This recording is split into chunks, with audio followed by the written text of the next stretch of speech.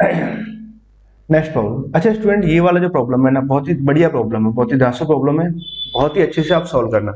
अगर आपने इसका सही डायरेक्शन नहीं पकड़ा ना, तो इस सवाल को आप गलत करें या ना करें, बट आप इसको लेंदी बहुत ज्यादा कर दोगे, बहुत बड़ा कर दोगे। अच्छा, इस सवाल में आपको कुछ नई बातें आपको सीखने को मिलेंगी, तो बहुत ध्यान से इस सवाल को आप सॉल्व करना। इतना आसान नहीं है ये सवाल ना। तो आई थिंक आपने जब डीपीपी को जब सॉल्व किया होगा तो आपको मालूम चला होगा कि सवाल में क्या खास बात है और ये कहाँ टाइम टेकिंग हो रहा था ना, जबकि ये प्रॉब्लम अपना 2 मिनट का प्रॉब्लम है। ओके, प्रॉब्लम पढ़ते हैं। क्या लिखा हुआ, let R be the region in the first quadrant bounded by the x axis and this line and this ellipse.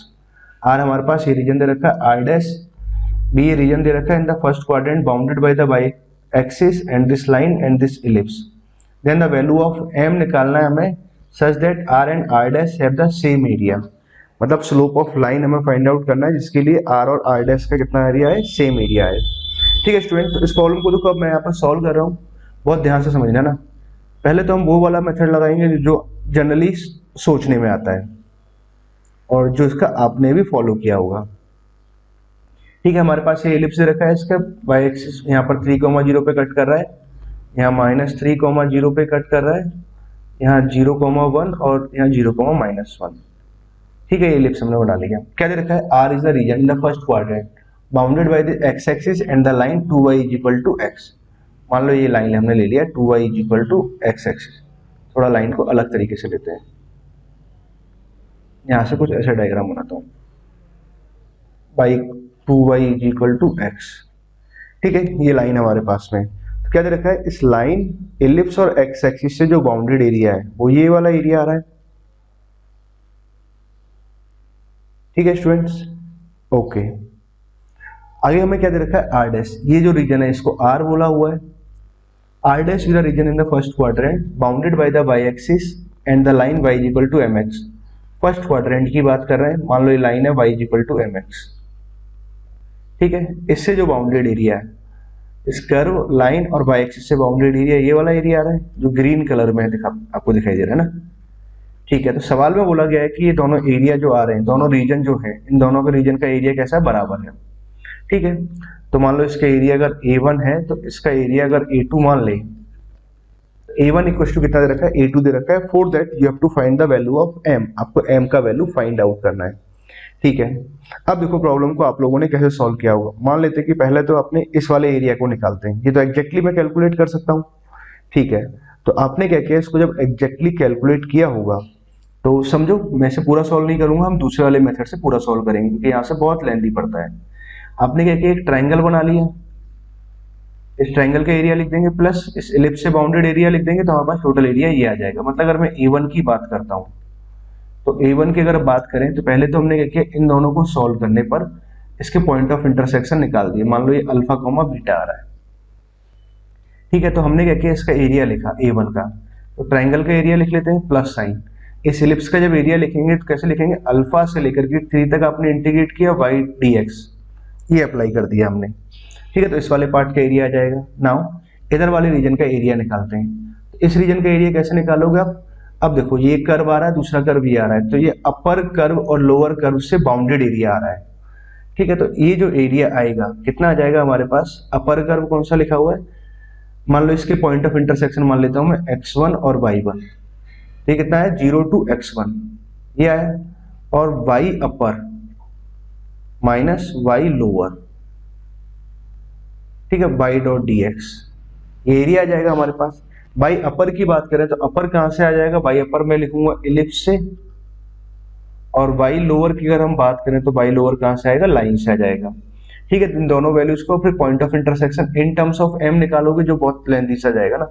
ठीक है, आपने ये x1 निकाला, देन आप फिर आप प्रॉब्लम को सॉल्व करोगे तो यू फील कि प्रॉब्लम बहुत बड़ा हो जाता है और बहुत difficult in the sense calculation wise difficult हो जाता है। अच्छा, प्रॉब्लम के हमेशा जनरली 2 हिस्से होते हैं, एक हिस्सा होता है कंसेप्ट वाइज, दूसरा होता है कैलकुलेशन वाइज। तो ये प्रॉब्लम को अगर मैं देखूं तो कंसेप्ट वाइज बहुत आसान था बट कैलकुलेशन वाइज बड़ा लेंथी है। नाउ अब इसका हम समझते हैं नेक्स्ट मेथड, और नेक्स्ट मेथड को समझने से पहले आप कुछ कहानी सुनो। अब कहानी जो है अपन पढ़ रहे हैं तो पढ़ने वाली कहानी ही रहेगी। कहानी कुछ ऐसी है कि हम कहानी में एक सर्कल लेके आते हैं, ये मैंने एक सर्कल लिया, मान लेते हैं कि सर्कल ही है, और एक लाइन हमने लिया जो मान लेते हैं कि यहाँ से थीटा एंगल बना रहा है। तो इस लाइन ने जितना एरिया यहाँ बनाया विथ एक्स एक्सिस कर्व और दिस, तो ठीक है, ये एरिया आ गया। मान लो ये एक्स एक्सिस से थीटा एंगल ऐसे जा रहा है, एक्स एक्सिस थीटा, मैंने क्या किया, वाई एक्सिस से ऐसे एक लाइन ऐसे इसे रोटेट किया ना, यहाँ से थीटा एंगल से एक लाइन ऐसे बनाया, ठीक है। तो इस लाइन ने जितना एरिया थीटा एंगल बना रहा था, ये भी थीटा एंगल बना रहा है। तो सर्कल जो है सिमेट्रिक डायग्राम है।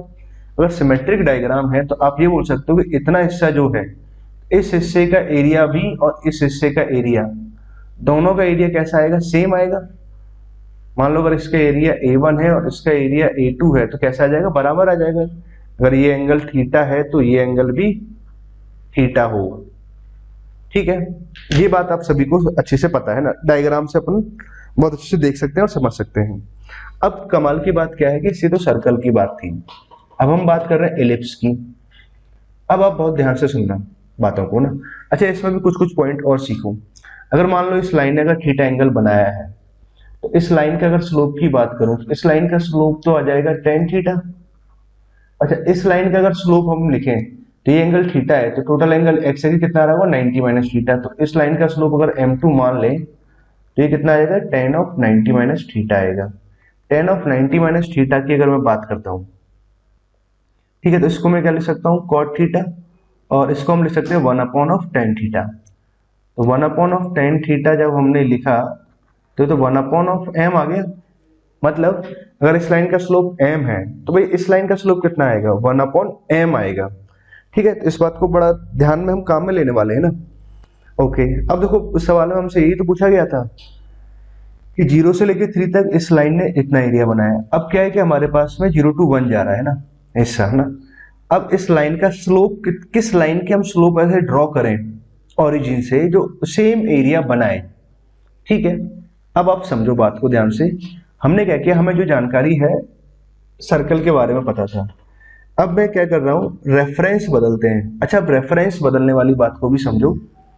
जैसे कि अगर मान लो कि इसी हिस्से की बात करता हूँ, इन दोनों का एरिया सेम सेम आ रहा है। मान लो कि मैंने रेफरेंस बदला, ये रेफरेंस बदला, ये रेफरेंस बदला, एरिया दोनों का सेम ही आएगा। मतलब पहले ओरिजिन यहाँ था तो अब यहाँ था। मान लो कि अपने कुछ ऐसे लिखा, अभी भी एरिया दोनों का कैसा आएगा, रेफरेंस बदलने से क्या होता है, एरिया नहीं बदलता है। जो भी बदलेगा उसका इक्वेशन बदल सकता है, स्लोप बदलेगा, है ना, ये सब बदलता है। रेफरेंस बदलने से एरिया पे फर्क नहीं पड़ता है, कर्व की इक्वेशंस लिखने पे फर्क पड़ेगा, ठीक है। उसके स्लोप पे फर्क पड़ सकता है, क्योंकि पहले अब हम ऐसा कुछ था तो अब लाइन कुछ ऐसे जा रही है, तो इस एक्सिस से कितना एंगल बना रहा है ना, तो स्लोप पे फर्क पड़ सकता है ना। अब देखो, आप काम की बात समझिए। क्या है हमारे पास में, एलिप्स दे रखा है। एलिप्स ये है, मुझे ध्यान है, एलिप्स है ना, x square upon 9 y square upon 1 that equal to 1, और लाइन जो है वो कितना दे रखा है, 2y इक्वल टू एक्स है, ठीक है। अब समझा बात को। मैंने क्या किया, इसको कुछ ऐसे लिखा, x अपॉन 3 का होल स्क्वायर, रेफरेंस बदलने की कोशिश कर रहे हैं, y square is equal to 1, और लाइन हमारे पास में कितना है, 2y is equal to x, ये है। अब मैंने क्या किया, इस वाले पार्ट को मान लो पूरे x मान लेता हूँ, कैपिटल X, ये कैपिटल X का होल स्क्वायर आ गया, दिस इज कैपिटल Y का होल स्क्वायर, और दैट इक्वल टू 1, इसको कैपिटल Y मान लिया। तो मतलब हमारे पास में क्या रहा, स्मॉल x/3 को आपने कैपिटल X माना, और स्मॉल y को आपने क्या माना, कैपिटल Y माना। ये आ गया x square plus y square आ गया। अब हमारे पास एक नया रेफरेंस आ गया, कैपिटल X और कैपिटल Y, ठीक है। तो एक काम करते हैं, इसी रेफरेंस में मैं इस लाइन की इक्वेशन भी लिखता हूँ। तो लाइन की equation in terms of capital X and capital Y, तो स्मॉल y का वैल्यू तो 2 आ गया, स्मॉल x का वैल्यू अगर मैं लिखूंगा तो कितना आ जाएगा, 3x आ जाएगा, ठीक है। 2y इक्वल टू कितना आ गया, 3x आया। तो नया रेफरेंस ये रहा। अब क्या कहना चाह रहे हैं कि इस रेफरेंस में अगर मैं बात करूं, मान लो एक सर्कल ये है, एक लाइन कुछ ऐसे गई है ना, ये लाइन कुछ ऐसे जा रही है, ठीक है, दूसरी लाइन कुछ ऐसे जा रही है जो इसके साथ में सेम ही एरिया बनाए। इस लाइन का स्लोप अगर बात करें तो इस लाइन का स्लोप तो मुझे पता है, इस रेफरेंस में कितना आ जाएगा, y इक्वल टू mx, तो कितना आ गया, 3/2 आया। अभी हम सीख के आएंगे इन केस ऑफ सर्कल कि भाई इस रेफरेंस में इस लाइन का स्लोप कितना आ जाएगा, 2/3 आ जाएगा। अगर इसका स्लोप m है तो इसका स्लोप 1/m होगा।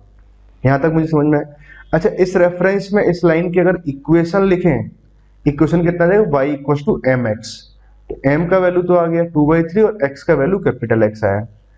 तो ये सब हमने जो सॉल्व किया है, ये किस में सॉल्व किया है, in case of reference capital X and capital Y। ठीक है, x/3 को हमने, इस लाइन को हमने कैपिटल X मान लिया ना। अब आप बात को समझो, पॉइंट को। ये था हमारे पास में रिवर्स अप्रोच हम लगा रहे हैं। रिवर्स अप्रोच का मतलब हमने इस रेफरेंस में सॉल्व किया, बट हमें आंसर किस में चाहिए, अपने इस रेफरेंस में चाहिए, स्मॉल xy में चाहिए। तो ठीक है, स्मॉल xy में चाहिए तो कैपिटल Y का वैल्यू कितना आएगा, स्मॉल y, तो 2/3 यहाँ से आया। और कैपिटल X का वैल्यू कितना आ रहा है, कैपिटल X का वैल्यू आ रहा है x/3, यहाँ से आ जाएगा स्मॉल x/3 आया। तो भैया अब इस लाइन की अगर मैं इक्वेशंस की बात करूं तो कितना है, 2/9 इंटू एक्स आया, ये आ गया। इस लाइन का स्लोप कितना आ रहा है, m इज इक्वल टू 2/9। ठीक है, that is answer. Clear students, I hope आपको ये प्रॉब्लम बहुत ढंग से क्लियर हुआ होगा। बहुत ही बढ़िया प्रॉब्लम था, बहुत ही शानदार लाजवाब प्रॉब्लम।